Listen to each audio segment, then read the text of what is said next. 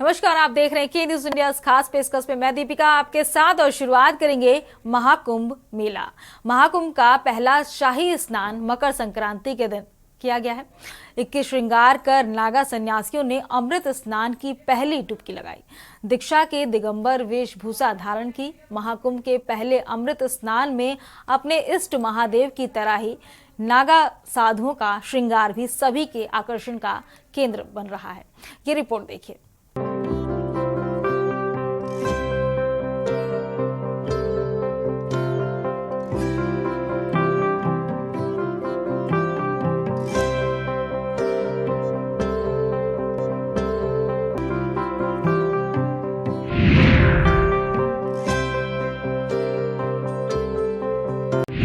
महाकुंभ का अमृत स्नान, आस्था का प्रचंड समागम। अमृत स्नान का दिखा अद्भुत नजारा। सबसे पहले नागा साधुओं ने किया स्नान। अखाड़े के साधुओं ने लगाई आस्था की डुबकी। नागा साधुओं का अद्भुत अमृत स्नान।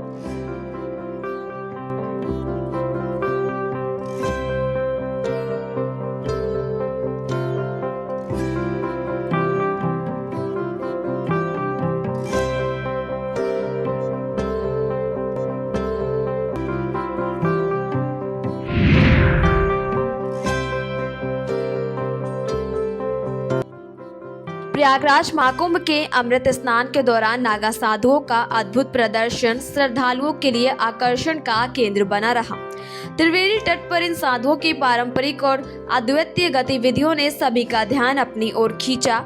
अमृत स्नान के लिए ज्यादातर अखाड़ों का नेतृत्व कर रहे इन नागा साधुओं का अनुशासन और उनका पारंपरिक शस्त्र कौशल देखने लायक था। कभी डमरू बजाते हुए तो कभी भाले और तलवारें लहराते हुए इन साधुओं ने युद्ध कला का अद्भुत प्रदर्शन किया। बता दें कि लाठियां बाजते और हठखेलियां करते हुए ये साधु अपनी परंपरा और जोश का दर्शन कर रहे थे। कहने का मतलब, स्नान के दौरान नागा साधुओं का अंदाज निराला था। त्रिवेणी संगम में उन्होंने पूरे जोश के साथ प्रवेश किया और बर्फ के समान पानी के साथ ऐसे हठखेलियां की जैसे वो गुनगुने पानी में उतरे हों। इस दौरान सभी नागा आपस में मस्ती करते नजर आए और पैदल निकली शोभा यात्रा। अमृत स्नान के लिए निकली अखाड़ों की शोभा यात्रा में कुछ नागा साधु घोड़ों पर सवार थे तो कुछ पैदल चलते अपनी विशिष्ट वेशभूषा और आभूषणों से सजे हुए थे। जटाओं में फूलों की मालाएं और त्रिशूल हवा में लहराते हुए उन्होंने महाकुंभ की पवित्रता को और भी बढ़ा दिया। सब अनुशासन में रहने वाले इन साधुओं को कोई रोक नहीं सकता था, लेकिन वो अपने अखाड़ों के शीर्ष पदाधिकारियों के आदेशों का पालन करते हुए आगे बढ़े। नगाड़ों की गूंज के बीच उनके जोश ने इस अवसर को और भी खास बना दिया। त्रिशूल और डमरू के साथ उनके प्रदर्शन ने ये संदेश दिया कि महाकुंभ केवल आयोजन नहीं बल्कि प्रकृति और मनुष्य के मिलन का उत्सव है। बता दें कि नागा साधुओं ने अपने व्यवहार और प्रदर्शन से ये संदेश दिया कि महाकुंभ केवल धार्मिक अनुष्ठान नहीं बल्कि मनुष्य के आध्यात्मिक और प्राकृतिक मिलन का उत्सव है। उनकी हर गतिविधि में महाकुंभ की पवित्रता और उल्लास का अद्वितीय अनुभव झलक रहा था। महाकुंभ 2025 का ये आयोजन नागा साधुओं की विशिष्ट गतिविधियों और उनकी परंपराओं के कारण लंबे समय तक याद रखा जाएगा। अखाड़ा ने प्रथम स्नान किया है। त्रिवेणी माधवम सोमम भरद्वाजम च वासुकिम वंदे अक्षयवटम शेषम प्रयागम तीर्थनायकम। ये तीर्थराज प्रयाग है। यहाँ सर्वप्रथम प्रजापति ब्रह्मा ने यज्ञ किया, इसलिए इस भूमि का नाम प्रयाग है। आदि गुरु शंकराचार्य भगवान ने 2500 वर्ष पहले 10 नामी संप्रदाय सन्यासियों की स्थापना की, जिसमें 10 अखाड़े हैं और 3 अखाड़े वैष्णवों के, सब मिलाकर 13-14 अखाड़े हैं। तो उसमें से प्रयाग की धरती में पहला स्नान महानिर्वाणी अखाड़े का होता है। तो सब महानिर्वाणी अखाड़े के महामंडलेश्वरों द्वारा प्रयाग की भूमि में स्नान हो रहा है। आज मकर राशि में भगवान सूर्य का प्रवेश हो गया। आज से देवताओं का दिन उत्तरायण प्रारंभ हो गया। माघ का पवित्र महीना, ऐसे पवित्र समय में हम सब लोग गंगा में स्नान करके और आह्लाद हो रहे हैं, अपने जीवन को पवित्र कर रहे हैं। सबको बहुत बहुत मंगल कामनाएं। हर हर महादेव। आज एक ऐतिहासिक दिन, तिथिवारम च नक्षत्रम योगः करणमेव च। तिथि वार योग नक्षत्र योग करण और सूर्य भगवान मकर राशि में भ्रमण करते हुए आज 12 वर्ष का ये संयोग जो अमृतमय, जहां अमृतमय की दृष्टि हुई और अमृत की वृष्टि हुई, एक ऐसा पर्व सनातन धर्म का, पूरे विश्व का, कि मुझे लगता है हम सभी सनातनियों का आस्था का पर्व है।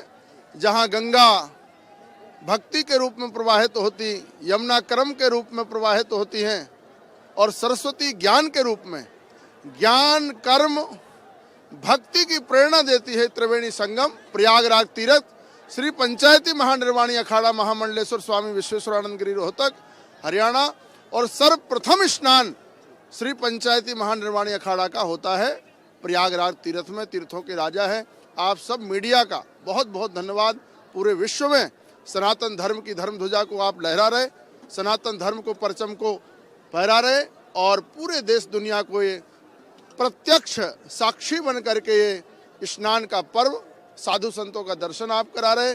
सभी देशवासियों को, मीडिया कर्मियों को, सबको मंगल शुभकामनाएं, बहुत बहुत हार्दिक। व्यवस्थाएं कैसी हैं इस बार 2019 के में आपने देखा था? जब आस्था, श्रद्धा और विश्वास हो, मुझे लगता है हमारे भारत की जो पब्लिक है, भारत की जनता जनार्दन है, इन व्यवस्थाओं में से उठ करके ये पर्व है, श्रद्धा का पर्व है। और जब ये सब चीज़ों की चर्चा करेंगे तो मुझे लगता है सांसारिक चर्चा हो जाएगी, फिर उसमें राजनीति आ जाएगी, फिर उसमें यहाँ के जो प्रभारी हैं, मेला अधिकारी हैं, बहुत सी बातें हैं। उसके लिए मुझे लगता है इस समय केवल हम चिंतन करें, मुनिगांग संगम राधा मुकुंद युगलम तदहम नमामि। ये हम सबका ये पर्व है और अद्भुत पर्व है, आस्था का पर्व है, श्रद्धा का पर्व है।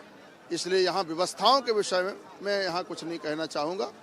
सीएम योगी आदित्यनाथ का धन्यवाद देंगे। सीएम योगी आदित्यनाथ जी मेरे परम मित्र हैं और अभी पंचायती महानिर्वाणी अखाड़ा में सबसे पहले वो आए थे, मुलाकात हुई थी और दर्शन करने आए थे, भगवान कपिल के चरणों में प्रणाम किया था। तो उनको भी मंगल शुभकामनाएं। और भावी प्रधानमंत्री हैं देश के, एक ऐसे प्रधानमंत्री जो हिंदू सनातन धर्म का और हिंदू राष्ट्र बनने का, मुझे लगता है ये पूरा श्रेय राम मंदिर का। और यशस्वी प्रधानमंत्री हमारे नरेंद्र मोदी जी जो देश के एक ऐसे प्रधानमंत्री हैं जो संपूर्ण देश में, संपूर्ण विश्व में हमारे देश का नाम फहरा रहे हैं, उनके लिए मंगल शुभकामना, सबको हार्दिक बधाई। विदेशियों की भागीदारी भी विशेष। महाकुंभ मेले में आए विदेशी श्रद्धालुओं की भागीदारी भी विशेष आकर्षण का केंद्र बनी हुई है। अमेरिका, यूरोप, ऑस्ट्रेलिया और एशिया के विभिन्न देशों से आए श्रद्धालु भारतीय सांस्कृतिक और आध्यात्मिकता से अभिभूत हो रहे हैं। गंगा किनारे योग, ध्यान और सत्संग में शामिल होकर वे अपने आत्म शांति महसूस कर रहे हैं। महाकुंभ में केवल धार्मिक ही नहीं बल्कि सांस्कृतिक कार्यक्रमों का भी आयोजन हो रहा है। नृत्य, संगीत, नाटक और कला प्रदर्शनियां महाकुंभ को और भी खूबसूरत बना रही हैं। गंगा आरती भी श्रद्धालुओं का भाव विभोर कर रही है।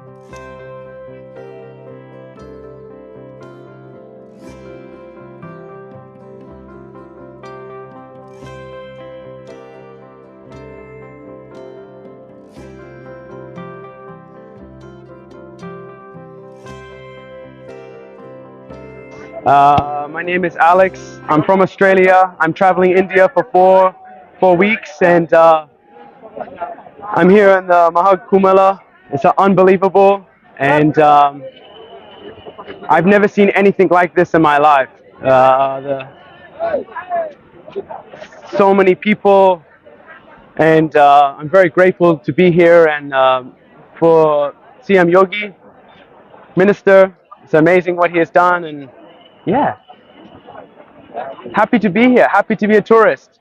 I'm here with my German friends, and we're very excited and very lucky. Thank you. Mahakumbh आस्था का संगम अति विहंगम, सूर्य, चंद्रमा और बृहस्पति ग्रहों की स्थिति के आधार पर आयोजन। इसी आधार पर स्नान का भी निर्धारण।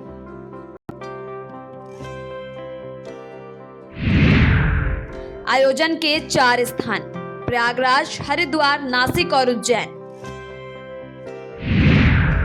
आयोजन की 4 श्रेणियां: कुंभ, अर्धकुंभ, पूर्ण कुंभ और महाकुंभ। महिला नागा सन्यासी भी जुटी। बता दें कि पुरुष नागा साधुओं के साथ ही महिला नागा सन्यासियों की भी बड़ी संख्या में मौजूदगी रही। बता दें कि पुरुष नागाओं की तरह ही महिला नागा सन्यासी भी उसी ढंग से तप और योग में लीन रहती हैं। फर्क सिर्फ इतना होता है कि ये गेरुआ वस्त्र धारण करती हैं, उसमें भी ये बिना सिलाया वस्त्र धारण करती हैं। उन्हें भी परिवार से अलग होना पड़ता है। खुद के साथ परिवार के लोगों का पिंडदान करना होता है, तब जाकर महिला नागा सन्यासी बन पाती है। जब एक बार महिला नागा सन्यासी बन जाती हैं तो उनका लक्ष्य धर्म की रक्षा, सनातन की रक्षा करना होता है। इस महाकुंभ में हर कोई इनके बारे में जानने को उत्सुक नजर आ रहा है।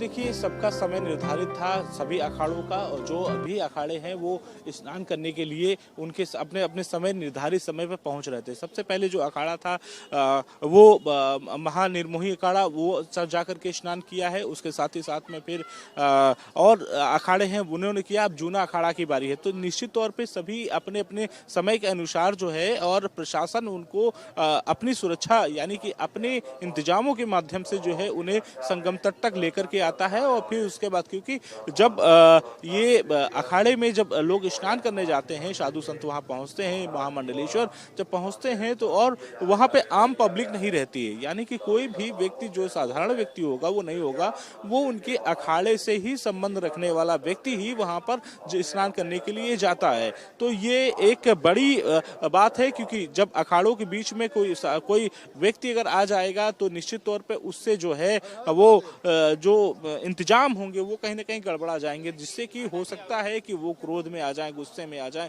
कोई कुछ कह दे उनको, तो ये भी बुरा लगता है। तो ये भी सबसे महत्वपूर्ण चीज़ों को देख करके प्रशासन ने सिस्टमैटिक तरीके से जो है उन पहले मंडलेश्वरों को और फिर उसके बाद उनके जो साथी हैं उन सभी को एक संगम तट पर लेकर के जाते हैं, स्नान कराते हैं। फिर उसके बाद उन्हें सा सामान जो है फिर से उसी मार्ग से उन्हें बाहर वापस जो है अपने अपने अखाड़ों में भेज दिया जाता है।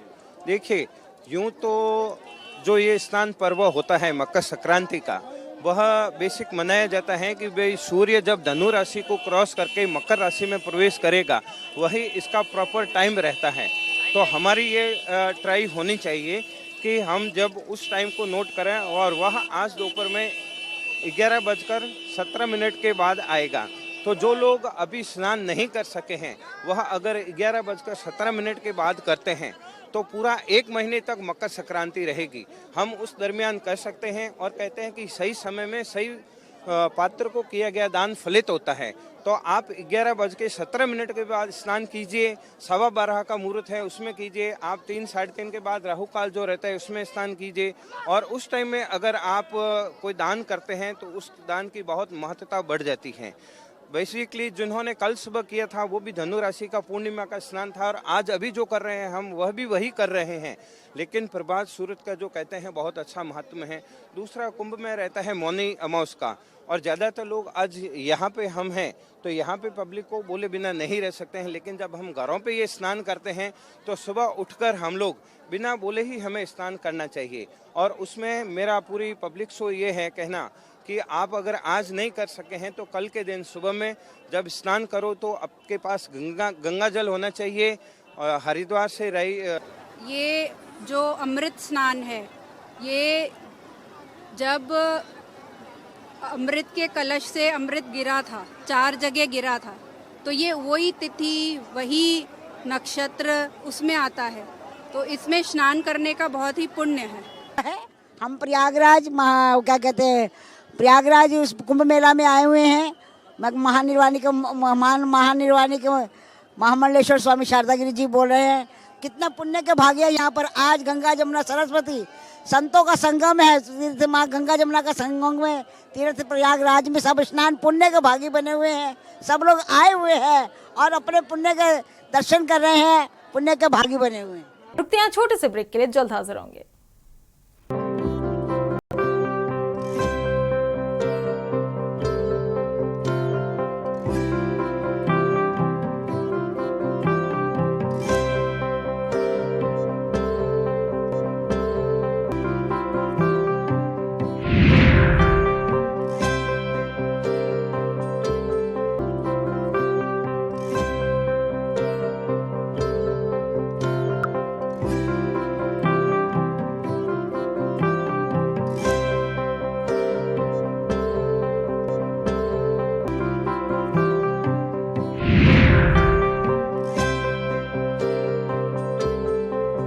ब्रेक के बाद एक बार फिर से आप सभी का स्वागत है।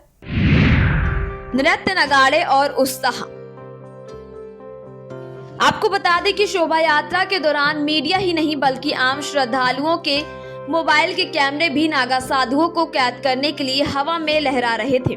वहीं नागा भी किसी को निराश नहीं कर रहे थे, बल्कि वो अपने हाव भाव से उन्हें आमंत्रित कर रहे थे। कुछ नागा तो आंखों में काला चश्मा लगाकर आम लोगों का ध्यान खींच रहे थे। उनकी इस स्टाइल को हर कोई कैद कर लेना चाहता था। यही नहीं, नागा साधुओं नगाड़ों की ताल पर नृत्य करते हुए अपनी परंपराओं का जीवन प्रदर्शन कर रहे थे। उनकी जोश और उत्साह से भरपूर गतिविधियों ने श्रद्धालुओं के बीच अपार उत्साह पैदा किया। जितने उत्साहित नागा साधु थे, उतने ही श्रद्धालु उनकी हर गतिविधि को देख लेग मंत्रमुग्ध हो गए। में राजनीति के विरोधी हैं। हम ये कहते हैं कि आए और प्रयागराज में हमारा 13 नंबर पे कुंभ खालसा लगा हुआ है, वो आए बात करें हमसे कि बगैर धर्म के नीति जो है वो राजनीति भी बिना धर्म के विधवा होती है। अगर राजनीति में धर्म नहीं है तो विधवा होती है। राजनीति धर्मयुक्त होनी चाहिए। ये राजनीति करने वाले हमसे बात तो करें, आके पर्सनल बात करें। ये सब जिस तरीके से धर्म की बात होती है और उसके बाद जो है देखा जाता है कि फिर राजनीति आ जाती है बीच में। दूसरी तरफ बहुत सी चीजें मैनेज नहीं हो पाती हैं। आप समझिए कि आपको सबको लेके साथ चलना है। एक अच्छा पॉलिटिकल वही होता है जो सबको साथ लेके चले। तो सनातन धर्म हमारा हमेशा से वसुधैव कुटुंबकम का रहा है और ये सब में अपना देखता है। लेकिन कुछ लोग जो है यहाँ धर्म को राजनीति से अलग रख करके वो लोगों को बांटना चाहते हैं। ऐसा कहाँ से आए हैं? सर मैं एमपी के विदिशा से आया हूँ। अच्छा, कैसा लगा आज आपको यहाँ प्रयागराज में आए हैं, कुंभ में आए हैं? महाकुंभ है क्योंकि इस बार 144 सालों बाद जो है ऐसा अवसर आता है, तो आज कैसा लग रहा है आपको? बहुत अच्छा लग रहा है और मैं पहली बार आया हूँ, तो मतलब मेरा पहले ही यूपी में मतलब प्रयागराज के महाकुंभ का पहला ही वो है, तो बहुत अच्छा लग रहा है। और रही बात यहाँ की व्यवस्था की, तो वो भी बहुत अच्छी है और आगे जो होगा वो भी अच्छा 45 दिन तक चलता रहेगा। बहुत अच्छी बात। 45 दिन रहेगा? नहीं है 45 दिन तो नहीं है, मुझे 3 दिन हो चुके हैं। ट्रेन पे कैसी व्यवस्था लगी आपको जब आप आए हो प्रयागराज से? टिकट सही समय पे हो गया सब कुछ? नहीं, सब बढ़िया था, 1 नंबर था सर, कोई दिक्कत नहीं हुई आने में। और पिछले 2 दिन से रुकी हैं तो यहीं पे बहुत अच्छा लग रहा है। आप कहाँ से आए हैं?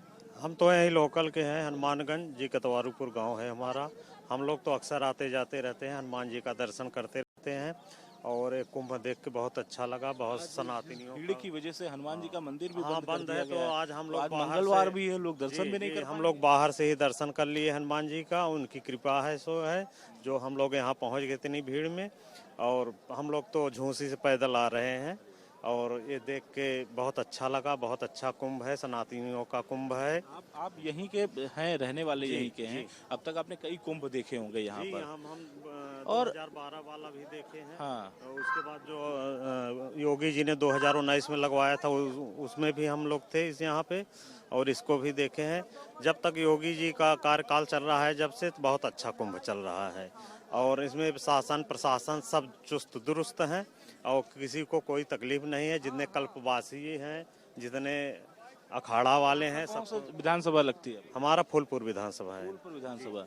ये रीता बगुड़ा जोशी वाली? नहीं, रीता बगुड़ा जोशी नहीं, ये दीपक पटेल अभी जो जीते विधायक हैं, जो उपचुनाव हुआ है इसी में हमारे जो है इस बार विधायक हुए हैं दीपक पटेल जी।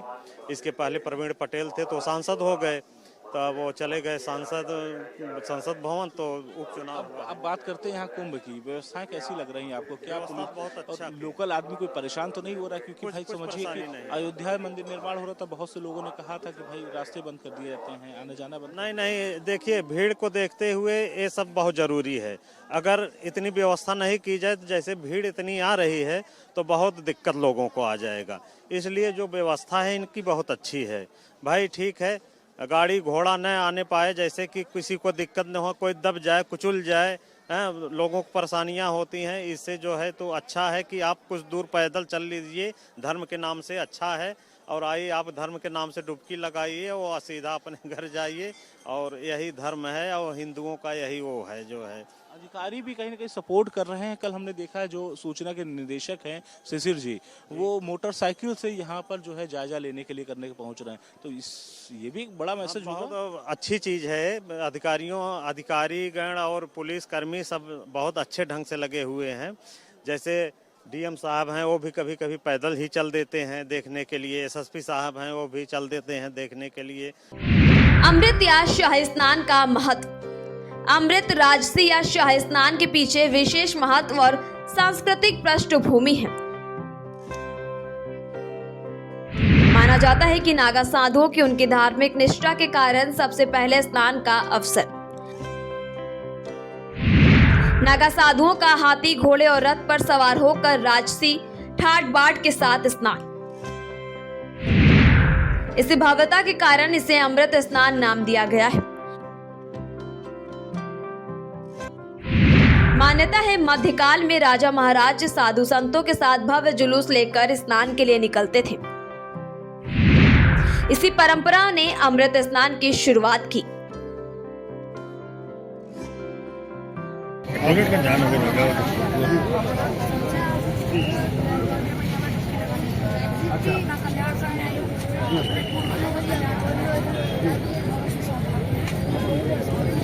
मतलब आपको लगता है कि यहाँ पे स्नान करने से जो पुण्य प्राप्त होगा, और वो जो है एक तरीके मोक्ष की प्राप्ति भी यहाँ से बताया जाता है कि हो जाती है लोगों की।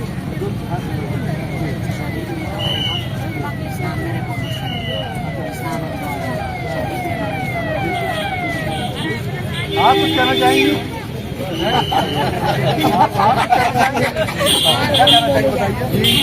कि 144 साल के बाद में ये पर्व आया है, हमें हिंदुओं के लिए एक गर्व का महसूस होता है, गर्व महसूस हो रहा है कि हम जो भी है स्नान करने के लिए आ रहे हैं, सब अपने गर्व से आ रहे हैं यहाँ पे।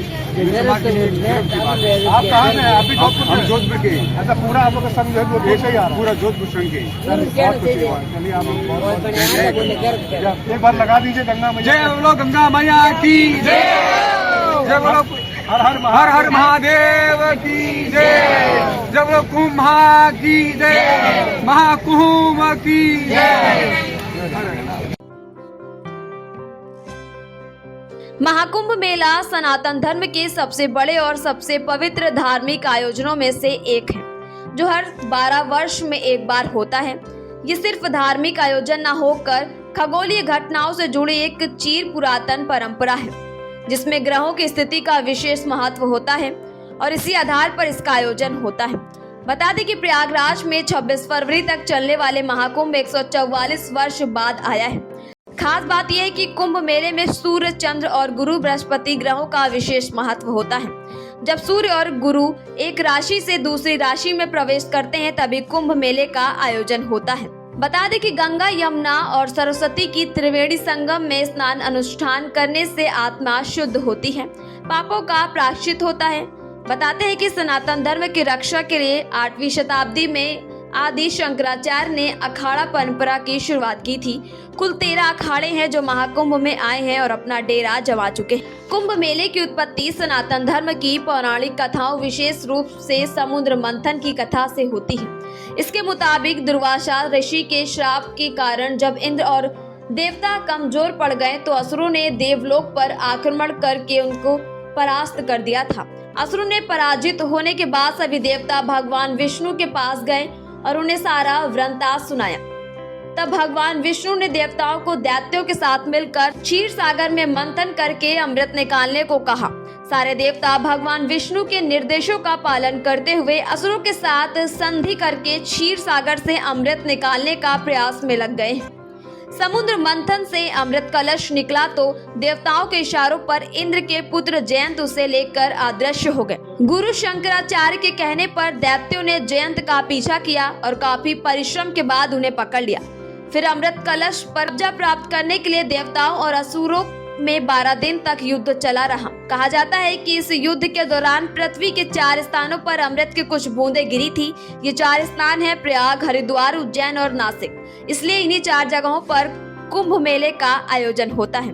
साथ ही मान्यता है कि देवलोक के 12 दिन पृथ्वी के 12 साल के बराबर होते हैं। इसलिए हर 12 वर्ष में एक बार इन चारों स्थानों पर कुंभ का आयोजन होता है। स्पेशल डेस्क के न्यूज इंडिया।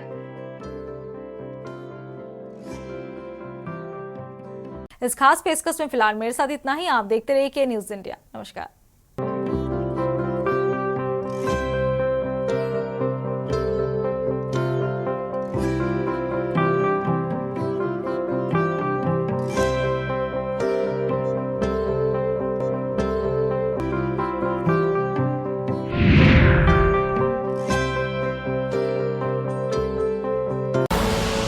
आप देख रहे हैं के न्यूज, खबरों का सारथी।